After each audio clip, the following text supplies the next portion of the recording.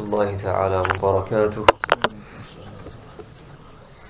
الحمد لله رب العالمين والصلاة والسلام على أشرف الأنبياء والمرسلين وعلى آله وصحبه أجمعين. أما بعد، درود شریف کا نذرانہ پیش کیجیے. صلی اللہ علی النبی الأمی وآلہ صلی اللہ علیہ وسلم. صلاة و سلاما علیک یا سیدی یا حبیب یا رسول اللہ صلی اللہ علیہ وسلم.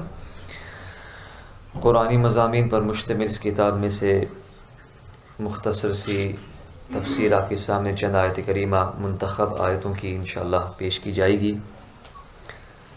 گزشتہ درس میں ہم نے حضرت موسیٰ علیہ السلام اور آپ کو دیے گئے معجزات کے بارے میں گفتگو کی تھی، اور اس کے ساتھ ساتھ جو بنی اسرائیل کی سرکشی تھی اور اس پر جو ان پر عذاب مسلط کر دیا گیا تھا اس پر بھی ہم نے گفتگو کی تھی. آج مزید انشاءاللہ اس تسلسل کو برقرار رکھتے ہوئے آج انشاءاللہ مزید اس پر بیان ہوگا. روایت ہے کہ حضرت داؤد علیہ السلام کی قوم کے 70,000 آدمی عقبہ کے پاس سمندر کے کنارے ایلا نامی گاؤں میں رہتے تھے، اور یہ لوگ بڑی فراخی اور خوشحالی کی زندگی بسر کرتے تھے. اللہ تعالیٰ نے ان لوگوں کا اس طرح امتحان لیا کہ سنیچر یعنی سیٹرڈے کے دن مچھلی کا شکار ان لوگوں پر حرام فرما دیا، اور ہفتے کے باقی دنوں میں شکار حلال فرما دیا. مگر اس طرح ان لوگوں کو آزمائش میں مبتلا فرما دیا کہ سنیچر کے دن، جس دن ان کو شکار کرنا حرام تھا، اسی دن مچھلی آتی تھی اور دوسرے دنوں میں نہیں آتی تھی. تو شیطان نے ان لوگوں کو یہ حیلہ بتا دیا کہ سمندر سے کچھ نالیاں نکال کر خشکی میں چند حوض بنا لو، اور جب سنیچر کے دن ان نالیوں کے ذریعے مچھلیاں حوض میں آ جائیں تو نالیوں کا منہ بند کر دو، اور اس دن شکار نہ کرو، بلکہ دوسرے دن آسانی کے ساتھ ان مچھلیوں کو پکڑ لو. یعنی یہ بہانہ ان کو دیا کہ سیٹرڈے کو تم شکار تو نہیں کرو گے، لیکن صرف کچھ نالیاں بنا دو، مچھلیاں جو ہے حوض میں آ جائے گی. تو جب یہ حوض میں آ جائے گی تو دوسرے دن یعنی اتوار کے دن آپ یہ مچھلیاں لے لینا. ان لوگوں کو یہ شیطانی ہیلہ بازی پسند آ گئی، اور ان لوگوں نے یہ نہیں سوچا کہ جب مچھلیاں نالیوں اور حوضوں میں مقید ہو گئی تو یہی ان کا شکار ہو گیا. شکار کا مطلب یہی ہے کہ اس کو قید کر دیا جائے، اس کو نکال دیا جائے. تو سنیچر ہی کے دن شکار کرنا پایا گیا جو ان کے لیے حرام تھا. اس موقع پر ان یہودیوں کے 3 گروہ ہو گئے، 3 ان کی جماعت ہو گئی. پہلے وہ لوگ تھے، کچھ ایسے لوگ تھے جو شکار کے اس شیطانی ہیلے سے منع کرتے رہے اور ناراض و بیزار ہو کر شکار سے باز رہے. کچھ لوگ ایسے تھے کہ یہ جو لوگ شکار کرنے لگے تو ان لوگوں کو منع کیا کہ تم ایسا کیوں کرتے ہو، ان کو منع کیا، اس پر بیزاری کا اظہار کیا. دوسرا گروہ ان کا یہ تھا کہ کچھ لوگ اس کام کو دل سے برا جان کر خاموش رہے، دوسروں کو منع نہ کرتے تھے، بلکہ منع کرنے والوں سے یہ کہتے تھے کہ تم لوگ ایسی قوم کو کیوں نصیحت کرتے ہو جنہیں اللہ تعالیٰ ہلاک کرنے والا یا سخت سزا دینے والا ہے. یعنی ان کو نصیحت کرنی کوئی فائدہ سود مند نہیں ثابت ہوگی.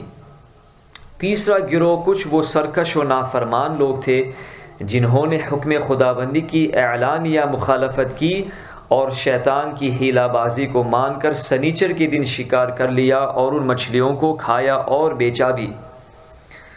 تو جب نافرمانوں نے منع کرنے کے باوجود شکار کر لیا تو منع کرنے والی جماعت نے کہا کہ اب ہم ان معصیت کاروں سے کوئی میل ملاپ نہ رکھیں گے.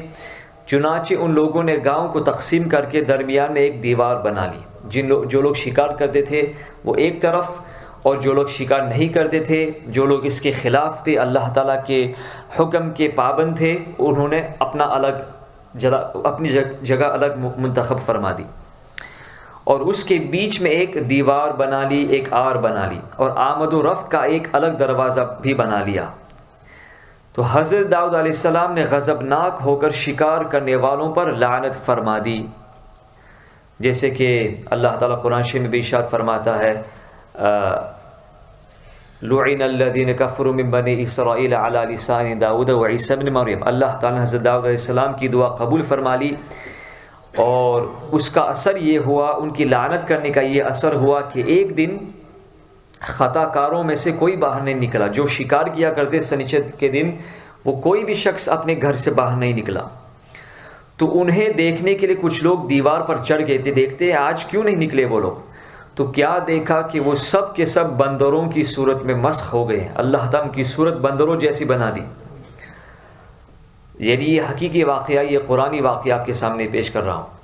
اب لوگ ان مجرموں کا دروازہ کھول کر اندر داخل ہوئے تو وہ بندر اپنے رشتہ داروں کو پہچانتے تھے اور ان کے پاس آ کر ان کے کپڑوں کو سونگھتے تھے اور زاروں زار روتے تھے، مگر لوگ ان بندر بن جانے والوں کو نہیں پہچانتے تھے۔ ان بندر بن جانے والوں کی تعداد تقریباً 12,000 تھی۔ یہ سب 3 دن تک زندہ رہے اور اس درمیان میں کچھ بھی کھا پی نہ سکے، بلکہ یوں ہی بھوکے پیاسے سب کے سب ہلاک ہو گئے۔